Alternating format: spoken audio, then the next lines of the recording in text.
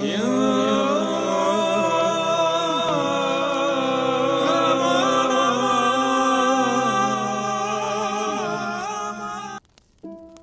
antara ragam serat Jangka Jayabaya, salah satunya bercerita tentang Syekh Subakir dan peranannya dalam membangun peradaban bangsa di tanah Jawa. Konon ada semacam perjanjian antara Sabdo Palon sebagai pamomong atau danyang gaib tanah Jawa dengan Syekh Subakir sebagai penyebar agama Islam generasi awal di Jawa ini. Tersebutlah kisah tersebut dalam tulisan Lontar Kuno yang diperkirakan ditulis oleh Kanjeng Sunan Derajat atau setidak-tidaknya oleh murid atau pengikut beliau. Beliau berhasil menumbali Pulau Jawa yang terkenal angker dan wingit.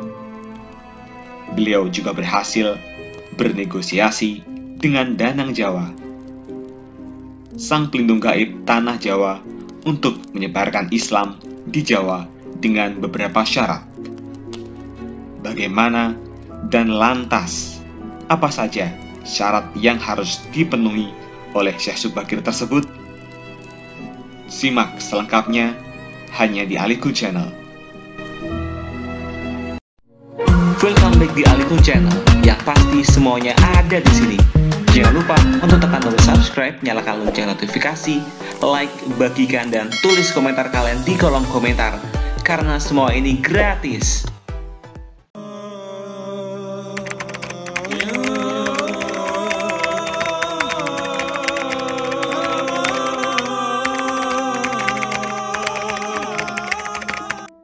Nama Syekh Subakir sudah tak asing lagi bagi sebagian besar masyarakat Jawa.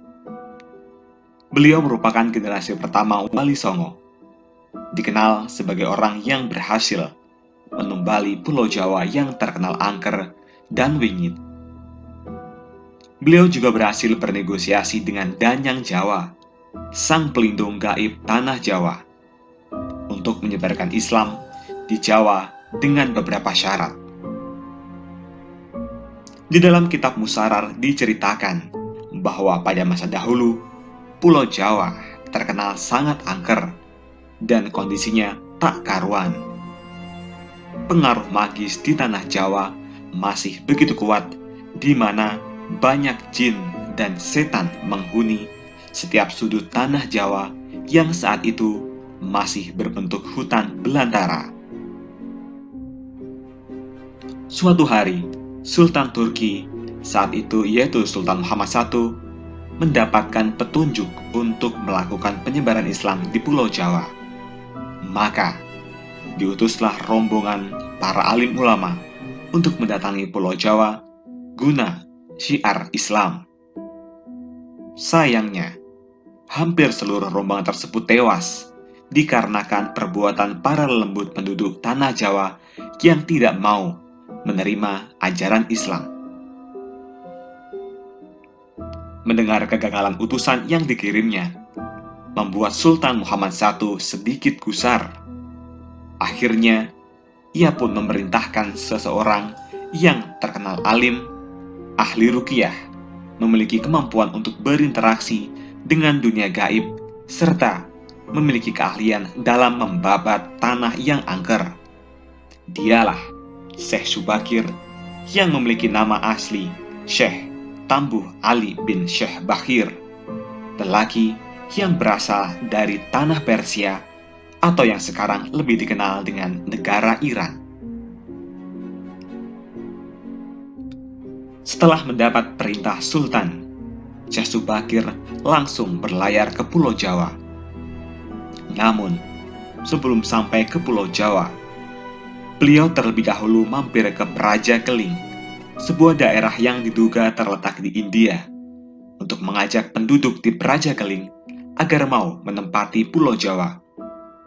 Sekitar 20.000 penduduk Praja Keling turut serta dalam pelayaran Syekh Subakir menuju Pulau Jawa. Sesampainya di Pulau Jawa, Syekh Subakir langsung menuju Gunung Tidar yang diyakini sebagai titik pusat dari tanah Jawa. Di puncak Gunung Tidar, Syekh Subakir memasang tumbal berupa batu hitam yang sudah dirajah. Batu tersebut dikenal dengan nama Aji Kolocokro, yang mampu menetralisir daya magis negatif dari bangsa jin. Selama 3 hari 3 malam, batu tersebut mengeluarkan hawa yang sangat panas, sehingga membuat para lembut terpaksa menyingkir ke Laut Selatan Jawa. Kegegeran di dunia gaib pun mengusik ketenangan Ki Semar Badrayana, sang danyang tanah Jawa yang selama ribuan tahun khusyuk bertapa.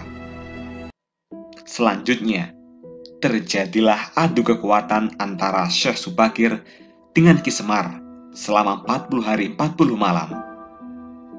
Sebab sama-sama kuatnya, akhirnya Ki Semar menawarkan sebuah perundingan kepada Syekh Subakir yang mana menghasilkan sebuah perjanjian yang terkenal dengan sebutan Perjanjian Sabdo Palon. Syekh Subakir menyampaikan maksud kedatangan beliau ke tanah Jawa guna menyebarkan agama Islam, agama yang dibawa oleh Nabi Muhammad sebagai pamungkas agama Samawi.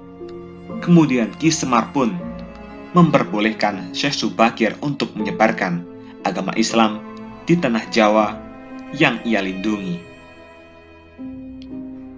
Berikut dialog antara Sabdo Palon dengan Syekh Subakir yang terjadi di atas Gunung Tidar, Magelang. Berikut dialog. Penulis turunkan adalah dialog versi imajiner yang penulis olah dari hikayat tersebut dengan bahasa penulis sendiri.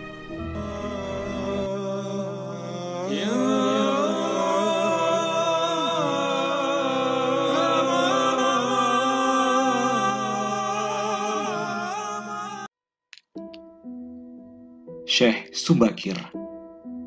Kisanak. Siapakah Kisanak ini? Tolong jelaskan. Sabdo Palon.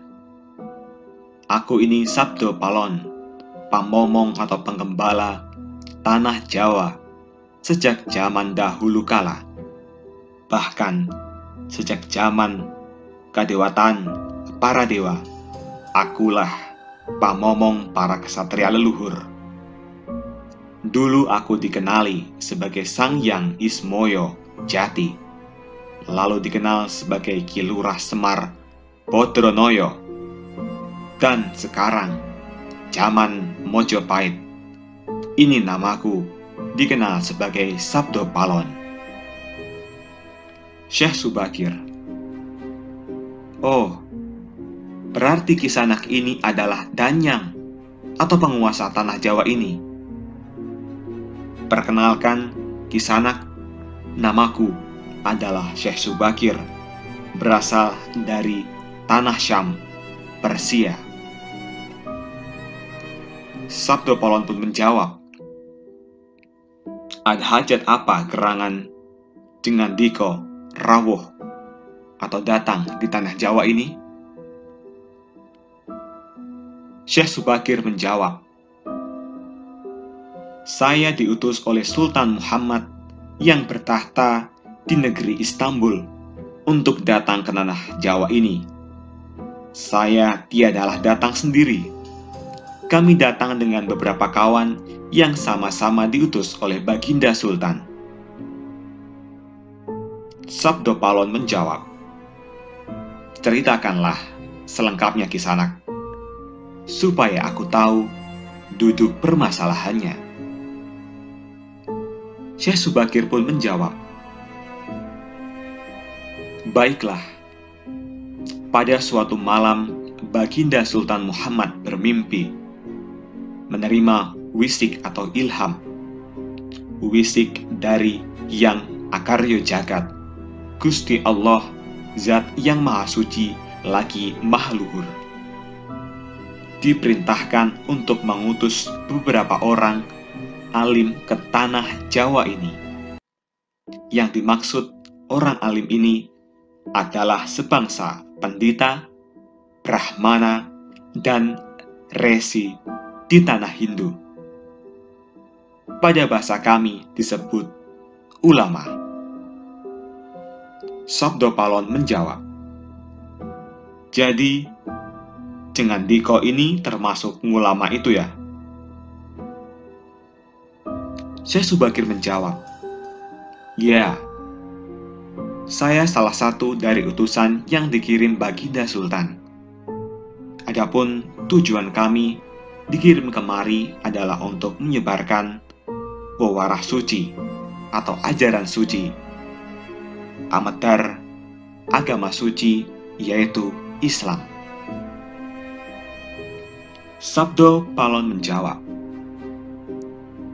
"Bukankah Kisanak tahu bahwa di tanah Jawa ini sudah ada agama yang berkembang, yaitu Hindu dan Buddha yang berasal dari tanah Hindu? Buat apa lagi Kisanak menambah dengan agama yang baru lagi?" Syekh Subakir pun menjawab, "Biarkan kawula dasih atau rakyat yang memilih keyakinannya sendiri. Bukankah Kisanak sendiri sebagai danyangannya tanah Jawa lebih paham bahwa sebelum agama Hindu dan Buddha masuk ke Jawa ini, di sini pun sudah ada kapitayan atau kepercayaan, kapitayan atau ajaran asli tanah Jawa yang berupa ajaran Budi?" Sabdo Palon pun menjawab, "Ya, rupanya Kisanak sudah menyelidiki kawula Jawa di sini. Memang, di sini sejak zaman sebelum ada agama Hindu dan Buddha, sudah ada kapitayan asli. Kapitayan adalah kepercayaan yang hidup dan berkembang pada anak cucu di Nusantara ini." Syekh Subakir menjawab, "Jika berkenan, tolong ceritakan bagaimana kapitayan yang ada di tanah Jawa ini." Sabdo Palon pun menjawab, "Secara ringkas kepercayaan Jawa begini. Manusia Jawa sejak dari zaman para leluhur dahulu kala meyakini ada Sang Maha Kuasa yang bersifat tan kena kinaya ngopo. Tidak bisa digambarkan bagaimana keadaannya. Dialah pencipta segala-galanya, Bawono Agung dan Bawono Alit, jagat besar dan jagat kecil, alam semesta dan alam manusia. Wong Jawa meyakini bahwa Dia yang Maha Kuasa ini dekat juga dengan manusia. Dia juga diyakini berperilaku sangat welas asih. Dia juga diyakini meliputi segala sesuatu yang ada. Karena itu masyarakat Jawa sangat menghormati alam sekelilingnya. Karena bagi mereka, semuanya mempunyai sukma. Sukma ini adalah sebagai wakil dari Dia yang Maha Kuasa itu. Jika masyarakat Jawa melakukan pemujaan kepada Sang Pencipta, mereka melambangkan dengan tempat yang suwung. Suwung itu kosong, namun sejatinya bukan kosong namun berisi Sang Maha Ada. Karena itu, tempat pemujaan orang Jawa disebut Sanggar Pamujan. Di salah satu bagiannya dibuatlah sentong kosong atau tempat atau kamar kosong untuk arah pemujaan. Karena diyakini bahwa di mana ada tempat suwung, di situ ada yang maha berkuasa. Syekh Subakir pun menjawab, "Nah, itulah yang menjadi ajaran agama yang kami bawa, untuk memberi ageman atau pegangan atau pakaian yang menegaskan itu semua, bahwa sejatinya di balik semua yang maujud ini ada Sang Wujud Tunggal yang menjadi pencipta, pengatur, dan pengayom alam manusia, bahkan lebih dekat Dia daripada urat leher manusianya sendiri. Ajaran agama kami menekankan budi pekerti yang agung, yaitu menebarkan welas asih kepada alam gumebyar, kepada sesama titah atau makhluk. Lihatlah Sang Danyang, betapa sudah rusaknya tatanan masyarakat Majapahit sekarang. Bekas-bekas perang saudara masih membara, rakyat kelaparan, perampokan dan penindasan ada di mana-mana. Ini harus diperbarui budi pekertinya. Sabdo Palon pun menjawab, "Aku juga sedih sebenarnya, memikirkan rakyatku. Tatanan sudah bubrah. Para pejabat negara sudah lupa akan dharmanya. Mereka saling sikut untuk merebutkan jabatan dan kemewahan duniawi. Para pandito juga sudah tak mampu berbuat banyak. Orang kecil salang tunjang atau bersusah payah mencari pegangan. Zaman benar-benar zaman edan." Syekh Subakir pun menjawab, "Karena itu, mungkin Sang Mahajawata Agung menyuruh Sultan Muhammad Turki untuk mengutus kami ke sini. Jadi, wahai Sang Danyang Tanah Jawa, izinkanlah kami menebarkan mewarah suci ini di wewengkon atau wilayah kekuasaanmu ini." Sabdo Palon pun menjawab, "Baiklah, jika begitu, tapi dengan syarat-syarat yang harus kalian patuhi." Syekh Subakir menjawab, "Apa syaratnya itu, wahai Sang Danyang Tanah Jawa?" Sabdo Palon pun menjelaskan, "Pertama, jangan ada pemaksaan agama, dharma, atau kepercayaan. Kedua, jika hendak membuat bangunan tempat pemujaan atau ibadah, buatlah yang wagun atau bangunan luarnya nampak cakrak atau gaya Hindu Jawa, walau isi di dalamnya Islam. Ketiga, jika mendirikan kerajaan Islam, maka ratu yang pertama harus dari anak campuran. Maksudnya, campuran adalah jika bapaknya Hindu, maka ibunya Islam. Jika bapaknya Islam, maka ibunya harus Hindu. Keempat, jangan jadikan wong Jawa berubah menjadi orang Arab atau Parsi. Biarkan mereka tetap menjadi orang Jawa dengan kebudayaan Jawa, walau agamanya Islam. Karena agama setahu saya adalah dharma, yaitu lelaku hidup atau budi pekerti. Hati-hati, jika sampai orang Jawa hilang Jawanya, hilang kepribadiannya, hilang budi pekertinya yang adiluhung, maka aku akan datang lagi. Ingat itu, 500 tahun lagi, jika syarat-syarat ini kau abaikan, aku akan muncul membuat goro-goro." Syekh Subakir pun menjawab,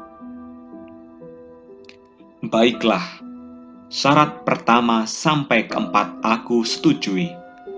Namun khusus syarat keempat, betapapun aku dengan kawan-kawan akan tetap menghormati dan melestarikan budaya Jawa yang adiluhung ini.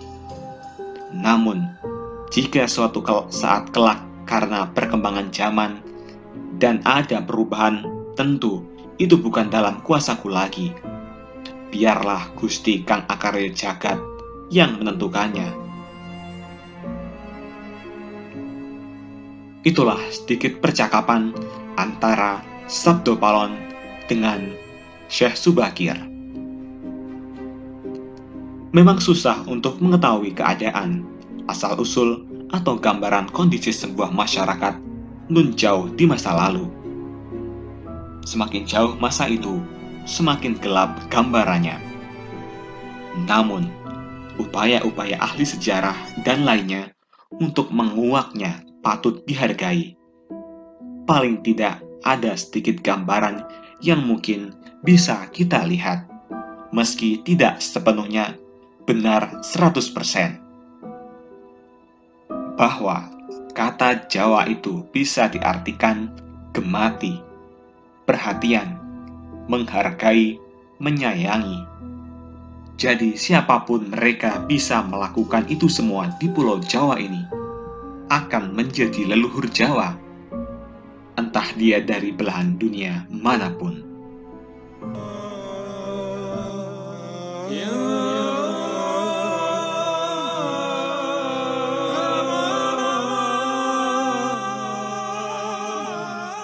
Itulah tadi bunyi perjanjian Sabdo Palon dengan Syekh Subakir.